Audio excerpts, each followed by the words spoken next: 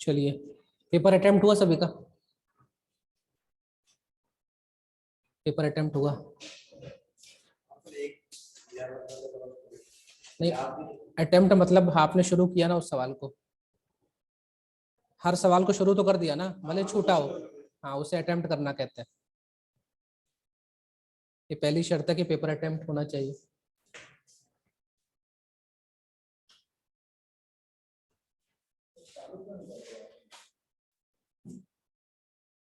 चलिए शुरू करते हैं। पृथ्वीराज चौहान तृतीय।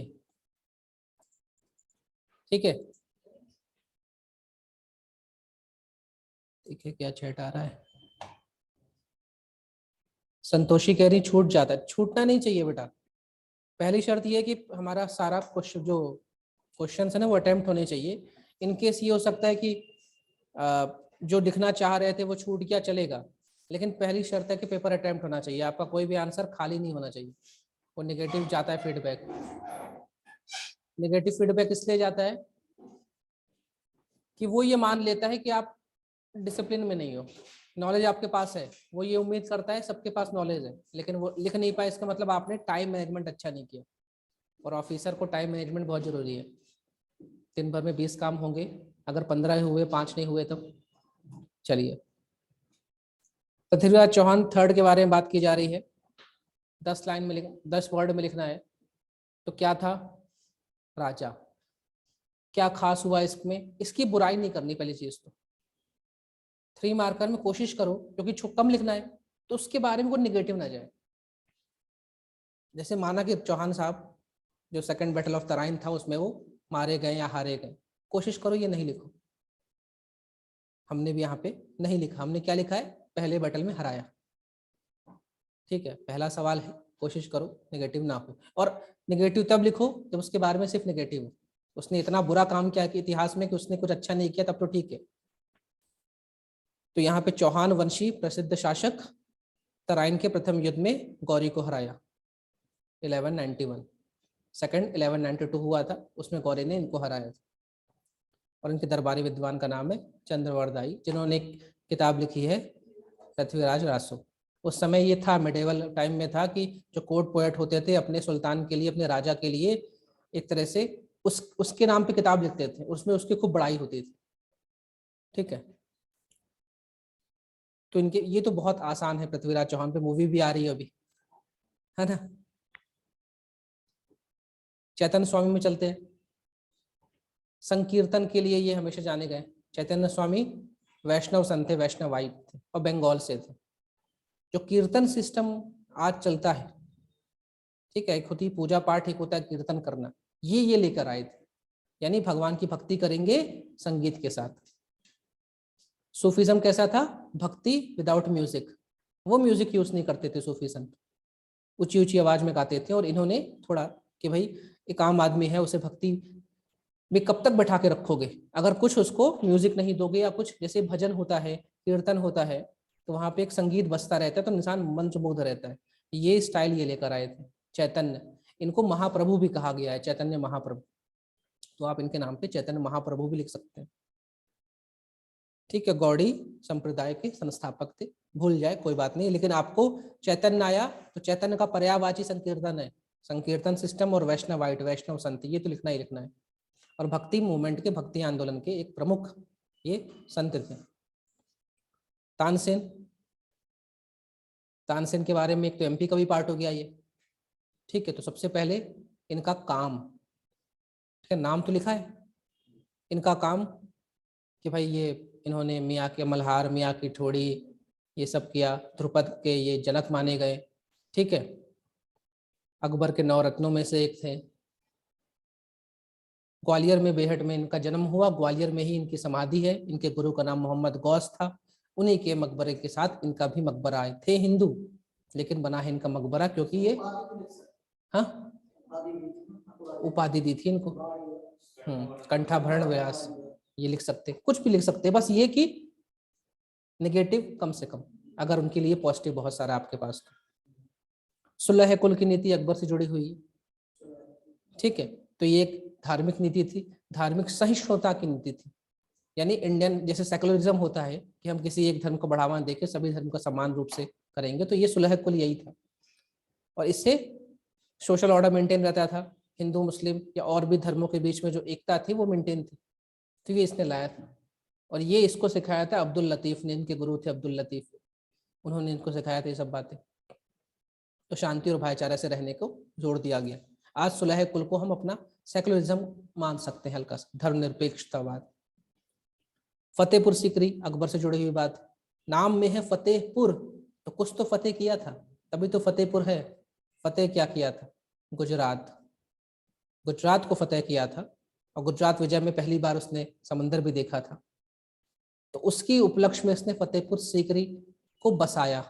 ये पहले से एक गांव था, अभी आप देखेंगे आगरा से शायद 25-30 किलोमीटर की दूरी पे है, तो वहां पे इसने इसको बसाया, नाम रखा फतेहपुर सीकरी। यहीं पे उसने बनाया बुलंद दरवाजा, और बुलंद दरवाजे का जो चाबी थी वो सोने की बनी हुई थी, यानी उसने सोने की चाबी से उस बुलंद दरवाजे को खोला था, स्पेशल चाबी बनी थी उसके लिए। आपको यहाँ पे जो पंचमहल लिखा हुआ है, ये 5 स्टोरी का महल है।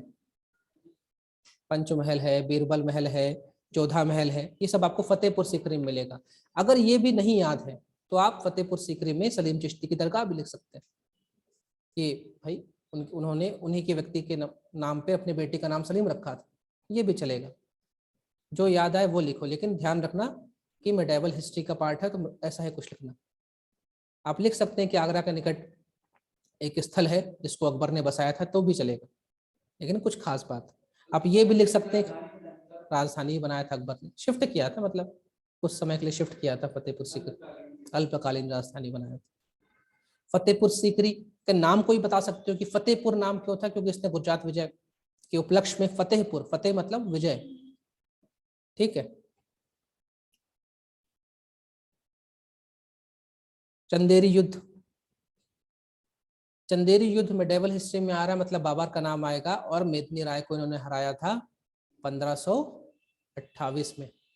असल में मेदिनी राय जो थे, तारीख भले आपको नहीं उम्मीद करता कोई आपको तारीख पता होगी, लेकिन ईयर जरूर पता होना चाहिए कि पहला उसने पानीपत का युद्ध लड़ा, उसके बाद खानवा का लड़ा राणा सांगा से, और खानवा के युद्ध में मेदिनी राय राणा सांगा के साथ लड़ रहा था, राजपूत राजा था, तब उसको मेदिनी राय को तो अगला हराना था, तो फिर वो आया चंदेरी और मेदिनी राय को हराया 1528 में, और उसके बाद घाघरा का युद्ध भी लड़ेगा 1529 में। तो बाबर और मेदिनी राय के मध्य हुआ था। शेर शाह यहाँ पे जो है, ये शेर शाह सूरी है, ये बाबर की टीम में था, बाद में बाबर के बेटे हुमायूं को अपदस्थ कर देगा यही शेर शाह सूरी। शेर शाह बाबर की ओर से लड़ा था, और यहाँ पे बाबर की विजय हुई थी, ठीक है। चंदेरी आज किस जिले में है? अशोकनगर। किस लिए फेमस है? साड़ियों के लिए। तो अगर ठीक है, अगर यही सिर्फ चंदेरी आपका एमपी के पेपर में आए, कहीं और आए, ज्योग्राफी में आए, तो उसका जवाब कुछ और होगा। हाँ, महल भी, ठीक है। निम्नलिखित में से किन्हीं, ये गलत लिखा हुआ है, इसको 50 शब्द या 5 से 6 शब्द उसमें लिखना है पंक्तियों में। फिरोज शाह तुगलक के लोक कल्याणकारी कार्यों को रेखांकित करिए। यहाँ पे क्या मेन है कीवर्ड? लोक कल्याणकारी, पब्लिक वेलफेयर के क्या काम उसने किए थे? काम तो उसने बहुत सारे किए, अच्छे बुरे भी काम किए, लेकिन यहाँ पे उसके लोक कल्याणकारी काम को बोला है। तो पता होना चाहिए तुगलक ने क्या क्या काम किए। पहले तो इसने बहुत सारे टैक्स हटा दिए, जो फालतू लग रहे थे वो टैक्स हटा दिए, ठीक है। बहुत सारे टैक्स हटा दिए, बहुत सारे शहर बसाए इसने। किसानों को पानी की समस्या ना हो इसलिए उसने यमुना और सतलज नदी पे बड़ी बड़ी नहरें बना दी। उसके लिए भी उसने टैक्स लगाया, उसके लिए भी उसने टैक्स लगाया, नीचे वाले क्वेश्चन में मिलेगा हर बेशर्ब का। लेकिन इसने इरिगेशन की फैसिलिटी करवा दी, इसने शहर बसा दिए। ये गुलामों को बहुत का शौकीन था, ये कहो कि गुलाम जहां भी अच्छे मिलते थे उनको रखता था, उसके लिए एक डिपार्टमेंट बना दिया, इसका नाम था दीवान बंदगान। गरीबों के लिए मदद करने के लिए इसने डिपार्टमेंट बनाया दीवान खैरात, ठीक है। बहुत सारे शहर बसाए इसने, फिरोजपुर, फिरोजाबाद, फिरोजपुर पंजाब में बसाया, फिरोजाबाद यूपी में, जौनपुर अपने भाई के नाम मोहम्मद बिन तुगलक के नाम पे जौनपुर बसा दिया, ठीक है। बागों का निर्माण किया, बहुत सारे जिसे कहते हैं कि जो लॉ एंड ऑर्डर था उसको मेंटेन करने की कोशिश की, जो टैक्स था उसकी स्लैब कम कर दी, ठीक है। वो तो उससे जुड़ा हुआ क्वेश्चन है, उसमें पढ़ लेंगे उसको। आपके पास सिर्फ 50 वर्ड है, अच्छी अच्छी बारे में बातें करना है, एक भी बुरी बात नहीं आएगी, एक शब्द नहीं आएगी, क्योंकि इसमें लिखा है लोक कल्याणीकार, पब्लिक के लिए फिरोज तुगलक ने क्या काम किया वो लिखना है बस।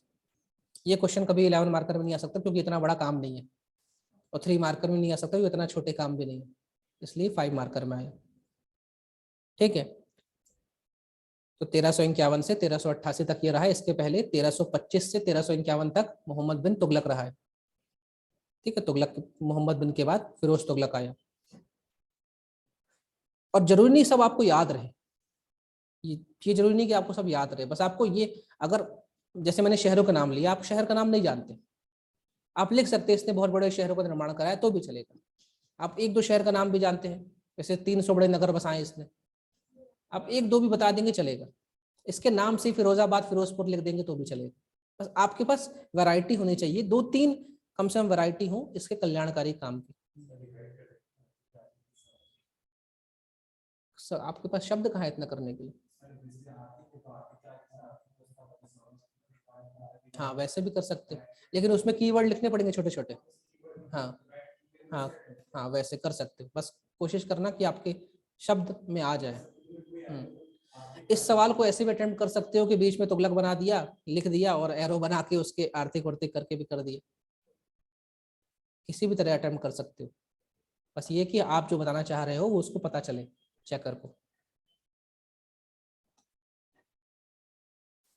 मध्यकालीन स्वतंत्र प्रांतीय राज्यों का वर्णन। स्वतंत्र प्रांतीय यानी प्रोविंसेस की बात कर रहा है, प्रांत की जो स्वतंत्र हुए थे।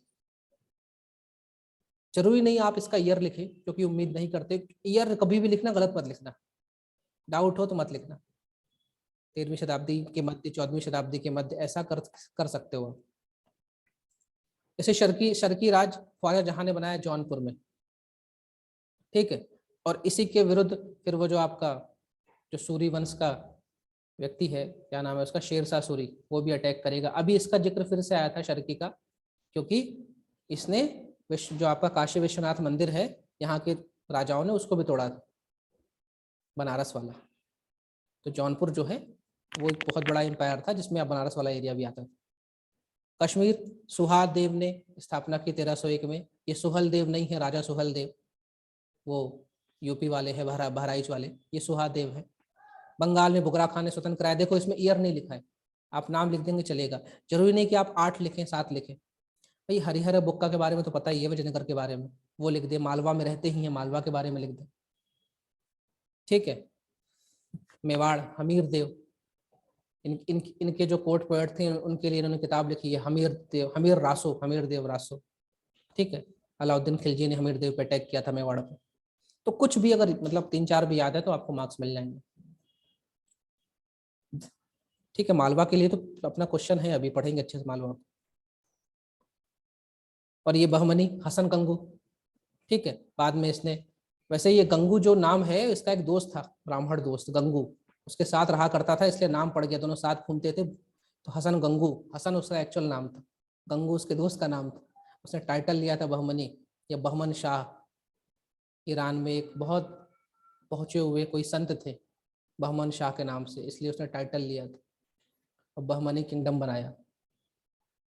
और बाद में वो टूट गया 5 अलग अलग किंगडमों उसमें, जिसको दक्कन सल्तनत के नाम से जाते हैं, बेदरपुर, बरार, अहमदनगर, गोलकोंडा, ये सब, जिन्होंने मिलकर विजयनगर पर अटैक किया था तालीकोटा के युद्ध में। ऐबक के बारे में इंट्रोडक्टरी टिप्पणी करना है, परिचय देना है ऐबक का। ठीक है, तो ऐबक का परिचय शुरू से अंत तक कोशिश करेंगे कि भाई ये गुलाम वंश का संस्थापक था, 1206 में इसने शुरू किया। इसके पहले ये एक तरह से सेना नायक था, सेनापति था किसका, मोहम्मद गौरी का। ठीक है, इसी के साथ बख्तियार खिलजी भी आया था, वो भी था, वो बंगाल की ओर जा रहा था, ये आपका यूपी बिहार की ओर में अटका हुआ था। इसने भी जो आपका काशी विश्वनाथ टेम्पल है उसको तोड़ा था। इसने अपनी राजधानी लाहौर बनाई।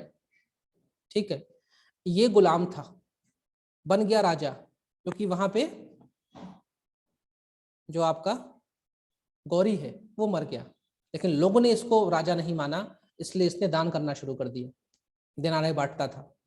इसका कारवां निकलता था, दोनों तरफ पैसे फेंकता जाता था, इसलिए इसको उपाधि मिली पील बख्श, लाख बख्श, ये पैसे देता है ये।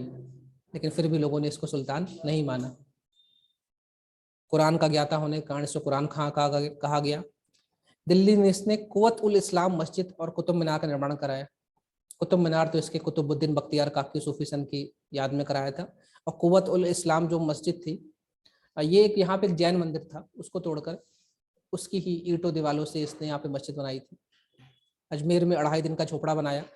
ये 2.5 दिन का झोपड़ा एक मस्जिद है, और ना 2.5 दिन में बनी नहीं है, ऐसा नहीं कि 2.5 दिन में बन गई है, उसका नाम ऐसा है 2.5 दिन का झोपड़ा अजमेर में। अजमेर में ही क्यों बनाया? क्योंकि अभी हमने इसको पढ़ा है कुछ देर पहले, पृथ्वीराज चौहान थर्ड, उनका इलाका अजमेर का था, तो जब उसको हराया, उसको जीता, तो और वो बहुत बड़ा शहर था उस समय, अजमेर में ही तो किसकी दरगाह मिलेगी आपको? ख्वाजा गरीब नवाज की, लेकिन एक्चुअल नाम क्या है? अजमेर में किसकी दरगाह, किस सूफी सन की दरगाह है? वो भी गौरी के साथ आए थे, मोइनुद्दीन चिश्ती, मोइनुद्दीन चिश्ती। तो अजमेर उस समय बहुत बड़ा शहर था। हाँ, तो बहुत बड़ा शहर था, इसलिए उसने भी वहां पे मस्जिद बनाई, 2.5 दिन का झोपड़ा, आज भी है ये मस्जिद। कुवाचा और यालदोज से सल्तनत की सुरक्षा, ये सब कुवाचा यालदोज गुलाम है गौरी के। गौरी के पास बहुत सारे गुलाम थे, जो बहुत अच्छे गुलाम थे, वो सेनापति बने, गवर्नर बने, और वो सब अपना अपना एरिया जीते और चाह रहे थे कि हम रूल करें। और ये भी गुलाम था, बख्तियार खिलजी भी गुलाम था, कुवाचा यालदोज भी गुलाम थे, सब चाह रहे थे तुम क्यों बन गए भाई, हम तुम्हें रिप्लेस करेंगे।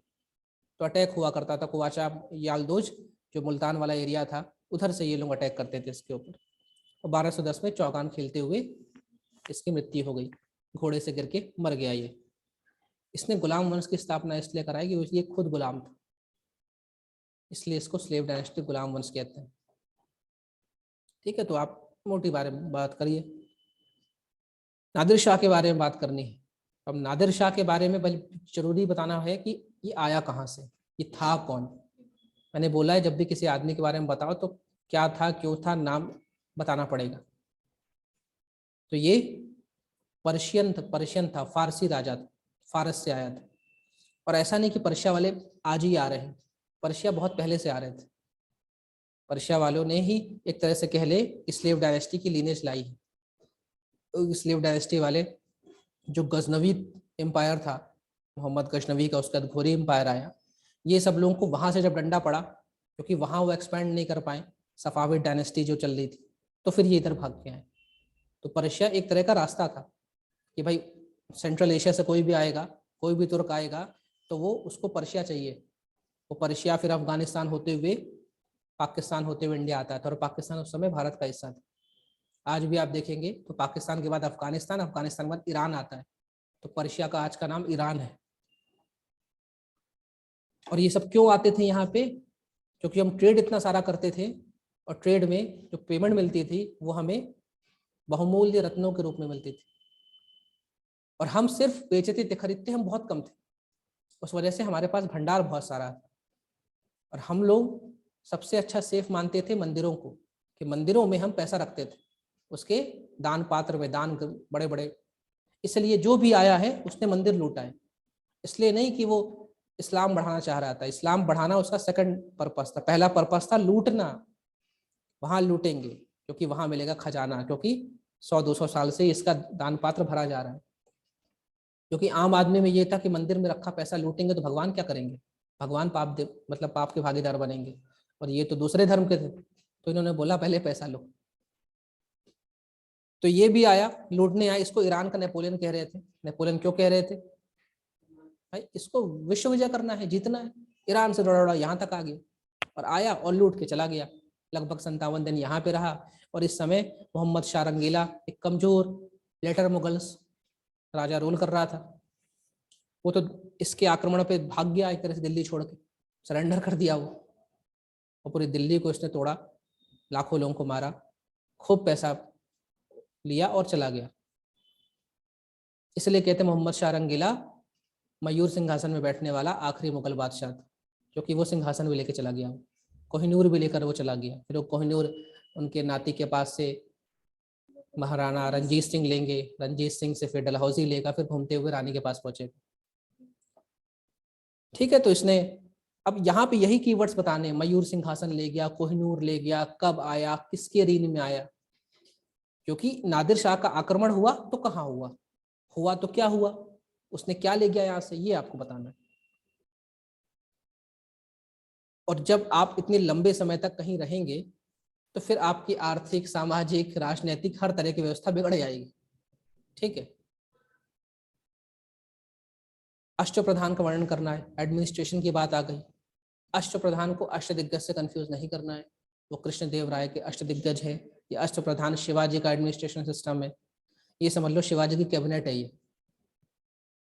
शिवाजी तो छत्रपति महाराज है, उनके अंडर में 8 लोग थे, इनके नाम याद रखने हैं, इनके काम याद रखने। और सबसे इंपॉर्टेंट है पेशवा, जो बाद में शिवाजी के जो नाती हैं साहू जी, साहू जी के मरने के बाद से पेशवाई शुरू हो जाएगी। तो इनके नाम और काम लिखने हैं बस।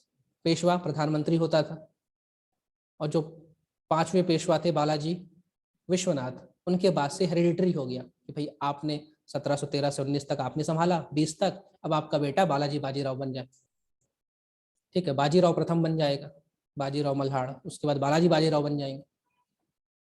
अमात्य वित्त मंत्री, फाइनेंस मिनिस्टर, वकड़ियावीस, इनको इससे कह सकते हैं हम सूचना और प्रसारण मंत्री, यानी इंफॉर्मेशन मिनिस्टर। ये आपकी दैनिक की जो जानकारियां हैं वो, और स्पाई सिस्टम, रॉ IBBI देख रहा था। पंडित राव नाम से क्लियर है कि धार्मिक गुरु है ये। सचिव, सचिव के जगह आपको कहीं कहीं चिटनीस भी मिलेगा, चिटनीस, तो ये पत्राचार विभाग देख रहे हैं, करस्पॉन्डेंस वाला। सुमंत या दबीर, फॉरेन मिनिस्टर, विदेश। सरे नौबत, सेनापति, और न्यायाधीश, आज भी न्यायाधीश चला आ रहा है। तो यहाँ पे गलती लोग करते हैं कंफ्यूज होके, कंफ्यूज नहीं होना है, अष्टप्रधान नहीं है, और इनके बारे में आपको लिखना है बस, नाम लिखो, काम लिखो, चल दो। और शिवाजी ने शुरू किया था ये। ठीक है, और इसमें से सिर्फ पेशवाई ऐसा है जो कि बाद में हेरिडिटरी हो जाएगा, और साहू महाराज के बाद से छत्रपति खत्म हो जाएंगे और पेशवाशिप शुरू हो जाएगी, पेशवाई आ जाएगी। सल्तनत कालीन कर व्यवस्था, टैक्स के बारे में पूछा है, और कौन से टैक्स के बारे में, सल्तनत कालीन। गुलाम वंश से लेकर मुगल वंश के आने तक जो कुछ हुआ वो सल्तनत कालीन है। असल में सल्तनत कालीन बना है सल्तनत से, और सल्तनत बना है सुल्तान से। इस्लाम में यह माना जाता था कि जो खलीफा है वही इस्लामों का धार्मिक और राजनीतिक गुरु, और खलीफा पद वो राजा रखता था जिसके पास इस्लाम की बड़ी बड़ी धार्मिक जगह का कंट्रोल होता था, जैसे मक्का, मदीना, करबला, इनके पास जिसका कंट्रोल होगा उस देश का राजा खलीफा कहलाएगा। तो खलीफाई इजिप्ट के राजा के पास भी गई है, ईरान के राजा के पास भी गई है, इराक के राजा के पास भी गई है, और जब फर्स्ट वर्ल्ड वॉर हो रहा था तो टर्की के राजा के पास भी थी, ऑटोमनों के पास। तो खलीफा ही बादशाह कहलाने का मतलब हकदार था इस्लाम में, और उसके अंडर में जितने भी इस्लामिक लोग हैं वो लोग सुल्तान का टाइटल ले सकते थे अगर वो राजा है, लेकिन आप कभी बादशाह या एम्परर नहीं बन सकते थे, यानी आपका साम्राज्य नहीं बनेगा। हम लोग दिल्ली सल्तनत बोलते हैं, दिल्ली साम्राज्य नहीं बोलते, क्योंकि साम्राज्य वो बनाएगा जो कि सॉवरेन होगा, संप्रभु होगा, अपने निर्णय लेने के लिए खुद स्वतंत्र होगा। मुगल साम्राज्य है क्योंकि उसने बनते ही बोला खलीफा तुम घर जाओ, मैं तुमसे कोई वास्ता नहीं है। तो जो सुल्तान रहे, यानी उसके ऊपर हेड किसका है, खलीफा का। खलीफा उनका रिलीजियस, स्पिरिचुअल, एडमिनिस्ट्रेटिव गुरु है, मतलब हम आपको सैल्यूट मारते हैं। तो ये जो सुल्तान होगा उसी की होगी सल्तनत, जैसे दक्कन सल्तनत, दिल्ली सल्तनत। तो ये जो सल्तनत कालीन क्या है, गुलाम वंश से लेकर मुगलों के आगमन से पहले तक का जो कुछ हुआ वो सब सल्तनत है। यहाँ पे कर व्यवस्था के बारे में बताना है, जजिया, जकात, खराज, खम्स, हाबे शर्ब, उर्स, ये सब यहाँ पे टैक्स हैं। जैसे जजिया गैर मुस्लिम से लिया जाने वाला एक धार्मिक टैक्स था, इसमें ब्राह्मणों, महिलाओं, बच्चों, गरीबों और खासकर जो वृद्ध लोग हैं, बीमार लोग हैं, उनसे नहीं लेते थे, लेकिन फिरोज शाह तुगलक ने ब्राह्मणों से भी ले लिया। ज़कात एक धार्मिक कर था और धनी मुस्लिमों से लिया जाता था 2.5% उनकी इनकम का। 100 रुपये कमा रहे हो, 2.5 रुपये दे दो इस्लाम के नाम पे। तो ये धनी मुस्लिमों से लिया जाता था। खराज, खरास लिया जाता था जो मुस्लिम किसान है उससे लिया जाता था, और जो नॉन मुस्लिम किसान है उनसे उर्स लिया जाता था। इसके अलग अलग रेट है। जब लूट, कहीं हमने लूटा, भाई सोमनाथ मंदिर को लूटा, तो उस लूट का जो पैसा है, टैक्स है, उसे खम्स कहा गया। 80% सैनिकों में बांटा, 20% आप हमारी ट्रेजरी में जमा कराइए। हाबे शर्फ ये 10% था, तुगलक ने लगाया था। इसे कैनाल टैक्स भी कहते हैं, नहर टैक्स, क्योंकि इतनी लंबी लंबी नहर बनाई भाई तो पैसा लगा, अब तुम दो। तो ये तुगलक ने लगाया था। तो आपको मतलब समझ में आना चाहिए कि सल्तनत कालीन क्या है और कर व्यवस्था। तो यहाँ पे सल्तनत कालीन टैक्स सिस्टम को बोला गया था, इसलिए हमने इनका जिक्र किया।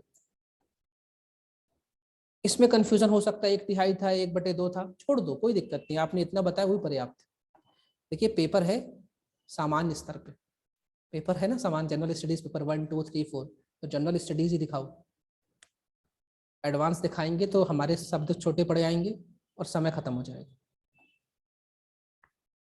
मालवा सल्तनत का वर्णन करना है, आपके पास सिर्फ 50 वर्ड्स है, मालवा के बारे में बताना है और मालवा सल्तनत के बारे में बताना है। सल्तनत तो वर्ड समझ में आ गया होगा अभी तक आप लोगों को। सल्तनत मतलब जब कोई सुल्तान बनेगा, और जब वो सुल्तान बनेगा मतलब अपने आप को स्वतंत्र घोषित कर रहा है, तभी तुम सुल्तान हो, तभी तो तुम्हारा कोई सल्तनत एरिया होगा। भाई खिलजी ने ये सब, अलाउद्दीन खिलजी ने इलाका कैप्चर कर लिया था, उसका मलिक काफूर दक्कन जब गया था तो सब लूटते लाटते गया था। तो ये सब पहले रिपोर्ट करते थे दिल्ली वाले को। लेकिन यहाँ पे जो दिलावर खान था, जो कि घुरीद डायनेस्टी का आदमी था।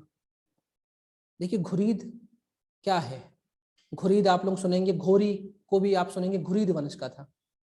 असल में घोर नाम की एक जगह है अफगानिस्तान में, वहां के जो लोग थे उनको घुरीद कहा गया। जैसे इंदौर से आए कोई तो बोलेंगे इंदौरी आ रहे हैं। अब इंदौर में तो हर जाति धर्म के लोग रहते हैं, लेकिन दूर कहीं जाए तो क्या बोलेंगे, इंदौरी आ रहे हैं। वैसे घूर से जो आए वो सब घुरीद कहलाए।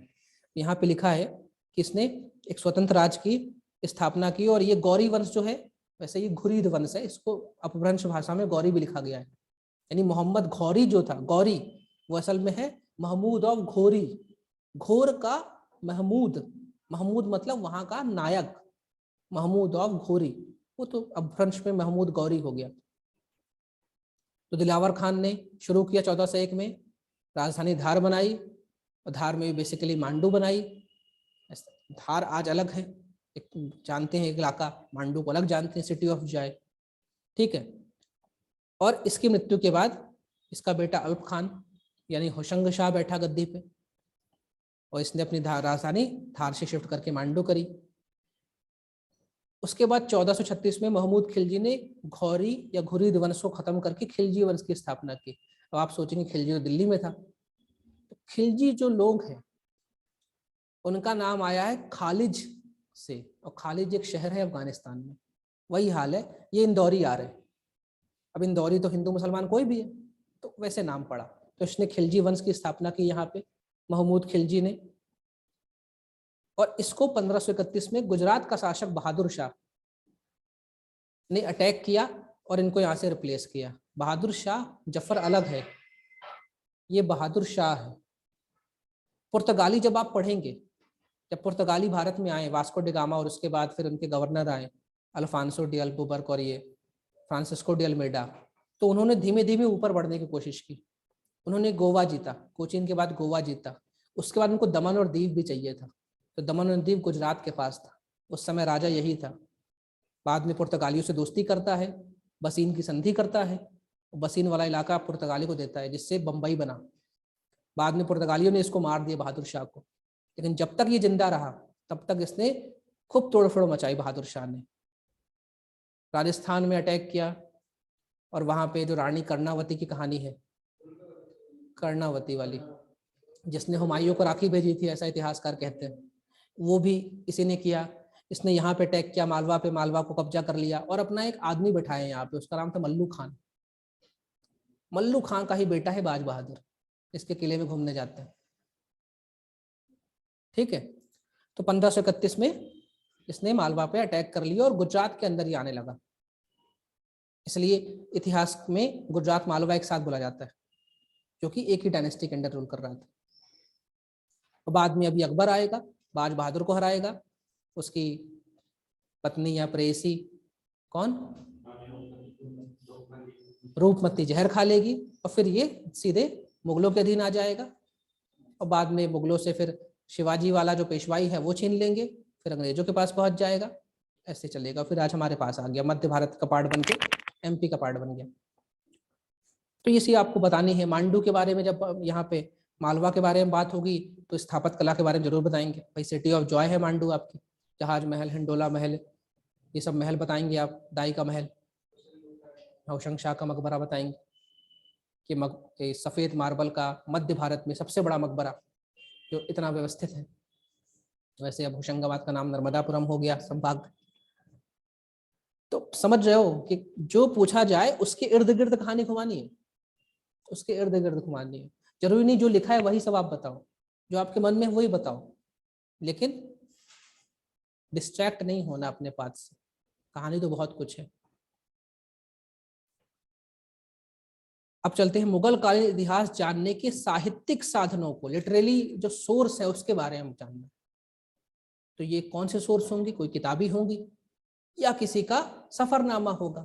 लेकिन दिक्कत ये है कि मुगलों के टाइम में, खासकर अर्ली मुगल्स में, ट्रैवलॉग बहुत कम लिखे गए, कोई आ नहीं रहा था ऐसे घूमने। इससे ज्यादा ट्रैवलॉग तो विजयनगर एम्पायर के बारे में कि आए हैं कि भाई अब्दुल रज्जाक आ गया, बारबोसा आ गया और अपनी अपनी किताब में लिख के चले गए। तो यहाँ पे सबसे ज्यादा आपको पार्ट मिलेगा ऑटोबायोग्राफी या बायोग्राफी का, क्योंकि जो राजा आया है या तो उसने कुछ लिखा है, या उसके दरबारी कवि ने कुछ लिखा है, या तो उसकी बहन ने लिखा है। यही है, जैसे ये पहला है तुझके बाबरी, तुझके बाबरी को ही बाबरनामा कहते हैं, ऑटोबायोग्राफी ऑफ बाबर। ऑटोबायोग्राफी है मतलब उसने खुद लिखी है, और ये लिखी है तुर्की भाषा में। बाद में अकबर के जो नौरत्न है अब्दुल रहीम खान खाना, उन्होंने इसको फारसी में अनुवाद किया है। इसमें बताया गया, इसी किताब में बाबर ने बोला कि जब मैं आया तो 5 मुस्लिम शासक हैं यहाँ पे, गुजरात का अलग मुस्लिम है, दिल्ली में लोधी है, बंगाल में है, मालवा में है, और एक हिंदू शासक, वैसे 2 हिंदू शासक उसने बताए कि मेवाड़ वाला राणा सांगा, और एक और हिंदू बताया कृष्णदेव राय। तो ये सब हमें यहीं से मालूम चलता है बाबरनामा से। हुमायूं नामा उसकी बहन गुलबदन बेगम ने उसकी लिखी, और हुमायूं ने जो जीवन में किया है और भटका है कि भाई अमरकोट के राजा वीर साल के यहाँ अस्तबल में अकबर पैदा हुआ, कहाँ से मालूम चला, यहाँ से मालूम चला। हमीदा बानो बेगम उसको मिल रही, यहाँ से मालूम चला। बैराम खान उसको फारस में मिला, ईरान में, यहाँ से मालूम चला। ये जो हम किस्से कहानी हुमायूं के जानते हैं वो हुमायूं की बहन गुलबदन बेगम की किताब से, हुमायूं नामा से मिले। तबकात ए अकबरी, निजामुद्दीन अहमद, ये थोड़ा मतलब नॉन ज़्यादा फ्लो में नहीं रहता नाम, हो सकता है आपको नहीं पता हो। तो फरिश्ता ने इस ग्रंथ के बारे में लिखा कि मैंने बहुत से इतिहास ग्रंथ पढ़े हैं लेकिन ये मैंने पूर्ण पाया है। अकबरनामा, बाबरनामा था तो अकबरनामा भी रहेगा, हुमायूं नामा है तो भाई अकबर के पीछे रहेगा। अबुल फजल ने इसको लिखा। और जब भी कोई दरबारी कवि अपने राजा के बारे में लिखेगा जो उसकी पेमेंट दे रहा है, तो इतने बड़ी बात करेगा कि मेरा राजा एक बार में 20 लोगों को मारता था, एक बार में 10 हाथियों का खाना खाता था। बहुत ज्यादा बढ़ा के लिखा जाएगा, अतिशयोक्ति अलंकार यूज करेंगे। इसलिए जो सोर्सेस है, रिलायबल सोर्सेस में इनको नहीं रखा जाता, क्योंकि तुमने तो बस राजा ने पेमेंट बढ़ाया तो तुमने राजा के बारे में लिख दिया अच्छा अच्छा। तो अबुल फजल ने लिखी है अकबरनामा। इसी ने एक और किताब लिखी आईने अकबरी, जो कि पहली किताब मानी जाती है जिसमें चित्र मिले हैं, और बाकायदा इस चित्र को उसने बनाए हुए हैं। इसमें आईने अकबरी के पार्ट है, वॉल्यूम है। और आईने अकबरी में इसमें एक तरह से अकबर के एडमिनिस्ट्रेशन के बारे में बताया। अकबरनामा में अकबर के व्यक्तित्व के बारे में बताया है कि मेरा राजा ऐसा, मेरा राजा वैसा। और आईने अकबरी में एडमिनिस्ट्रेशन के बारे में हम जान सकते हैं। ठीक है, जैसे इसमें लिखा है ना कि तत्कालीन परिस्थितियों का सुंदर चित्रण किया गया, इसमें मनोरंजन के साधनों के बारे में बात की गई, वेशभूषा, रहन सहन, जो कुछ भी था उस समय, अकबर क्या कर रहा है, लोग कैसे हैं, क्या खा रहे हैं, किस तरह का टैक्स है, किस तरह लोगों का सामाजिक जीवन है, सब बताया है आईने अकबरी ने।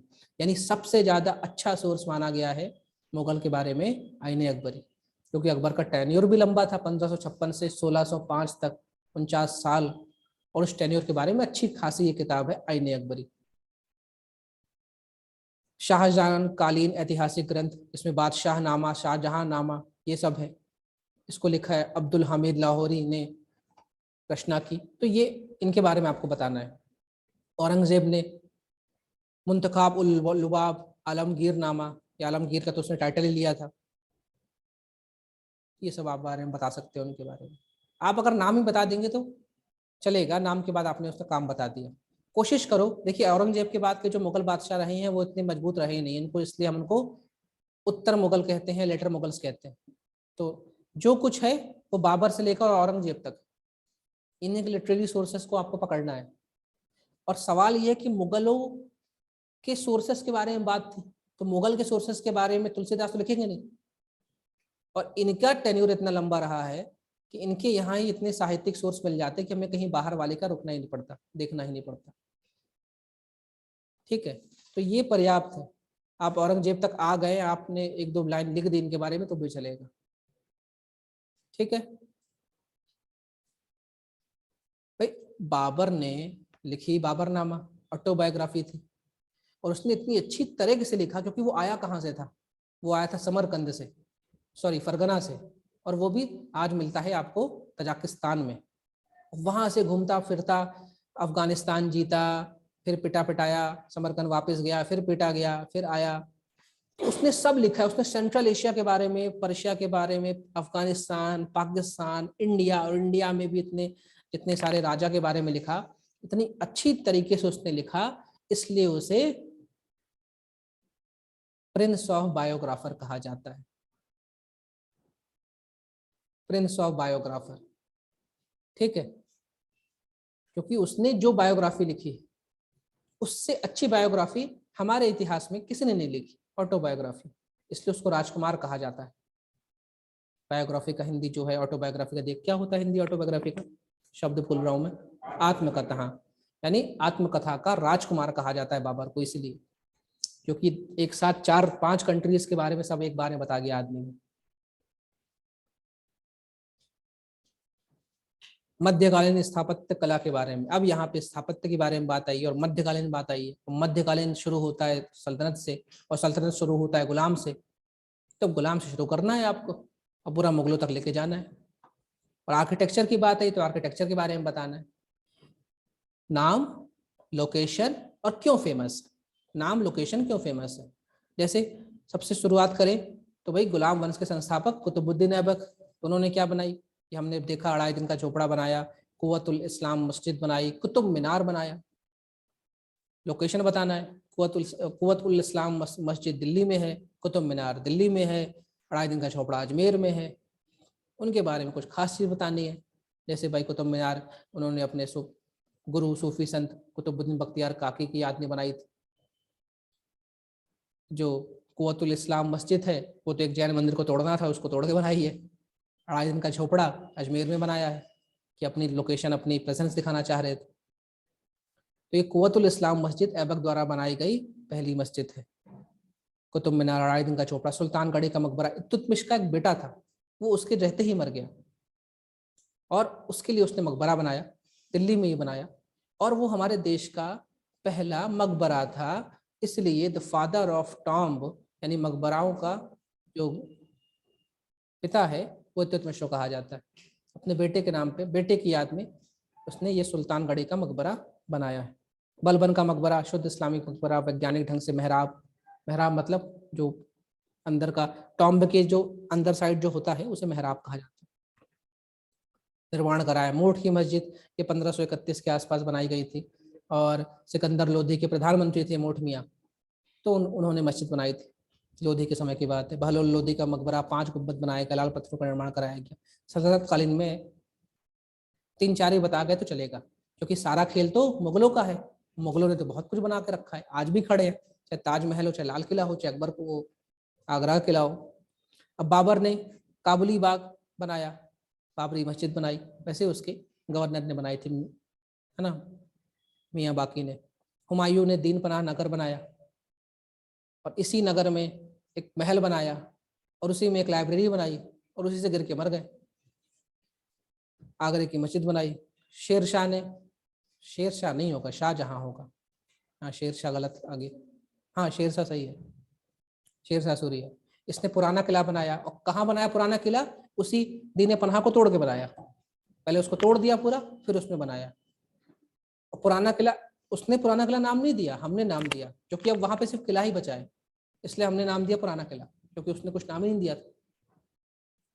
किला, एक कोहना मस्जिद और शेर शाह का मकबरा। शेर शाह का मकबरा आपको बिहार में सासाराम में मिलेगा, क्योंकि उनके पिताजी सासाराम के ही गवर्नर थे, तो उसने सासाराम में बनाया। 2 नदियों के बीच में है, कहते हैं झील के बीच का एक डबल डमरू नुमा मकबरा है उसका, डमरू नुमा। अकबर हुमायूं का मकबरा। वैसे ये भी कहा जाता है कि हुमायूं का मकबरा हुमायूं की ही बेगम ने बनाया, हमीदा बानो बेगम ने बनाया। मिर्जा गयास बेग को बोला था कि भाई ये बनाइए आप। और हुमायूं का मकबरा यूनेस्को के वर्ल्ड हेरिटेज साइट में है। आगरा किला, आगरा किला यमुना के इस पार, ताजमहल यमुना के उस पार। जहांगीरी महल, जहांगीरी महल कहाँ मिलेगा आपको? ओरछा में मिलेगा। फतेहपुर सीकरी जाने गए हैं, बुलंद दरवाजा फतेहपुर सीकरी में, जोधा महल फतेहपुर सीकरी में, चिश्ती का मकबरा फतेहपुर सीकरी में, जामा मस्जिद आगरा में, जामा मस्जिद शाहजहां वाली दिल्ली में, मरियम महल इत्यादि। अब शाहजहां, दिल्ली का लाल किला, ताजमहल उस्ताद अहमद लाहौरी ने, शाहजहानाबाद मोती मस्जिद, दीवाने आम, दीवाने खास, ये सब आपको लाल किले में ही मिलेंगे। लाल किला क्यों है? क्योंकि लाल बलुआ पत्थर से बना हुआ है। औरंगजेब, बीवी का मकबरा बनाया इसने औरंगाबाद में। लाल किले की मोती मस्जिद बनाई, किले के अंदर ही बनाई। रबिया दुरानी का मकबरा। तो ये तो काफ़ी आसान क्वेश्चन था, क्योंकि आप लोग खूब पढ़े, बस ये कि आप लिखते कैसे। तो एग्जैक्ट नहीं, आप ठीक है, आप नाम भूल गए, आप ठीक है आपने नाम भूल गए, तो जितना याद आया उतना लिखो। अगर नाम पूरा ही भूल गए तो ये लिखो कि उसने दिल्ली में मकबरा बनाया, उसने औरंगाबाद में बीवी का मकबरा बनाया, या अपनी इकलौती बेगम की याद में एक मकबरा बनाया दक्षिण भारत में। कुछ तो लिखो, अगर सब भूल गए तो वो समझ जाएगा औरंगाबाद की बात हो रही।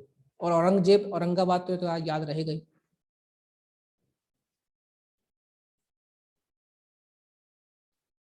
आपके जो डाउट है वो पूछ लीजिए, जो ऑनलाइन है वो अपने डाउट पूछ ले।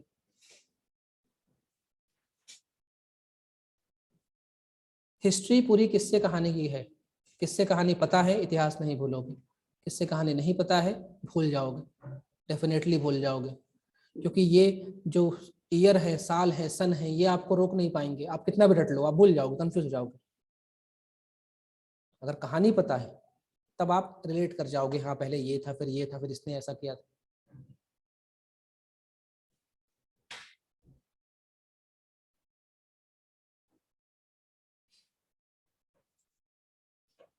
जो ऑनलाइन है उन्हें कोई डाउट है क्या? मैं भी आप लोगों की कॉपी देखूंगा, या कोई अपनी कॉपी शेयर करना चाहे तो कर दे।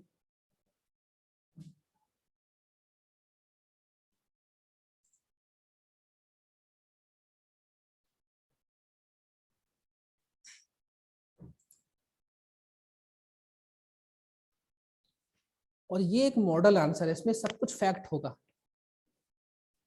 ये तो ऐसा है कि ये सब लोग किताब है ये आपके सामने, आप एग्जाम में किताब नहीं उतार सकते, क्योंकि आप किताब नहीं पढ़ के रट के गए हो।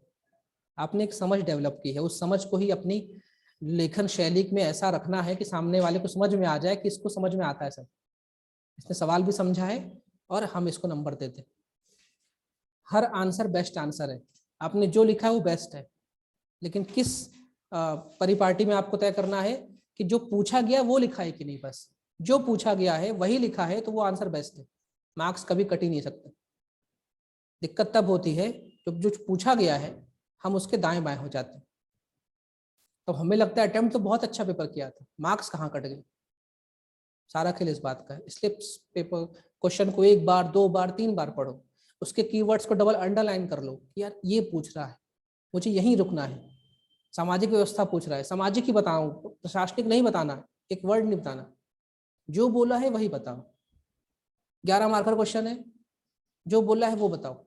उसमें भी आपके समय कम पड़, मतलब ऐसा लग रहा है कि भाई मेरे पास कंटेंट कम है, तब आप कुछ डाल सकते हैं। स्टार्ट कैसे करें? Question number 11।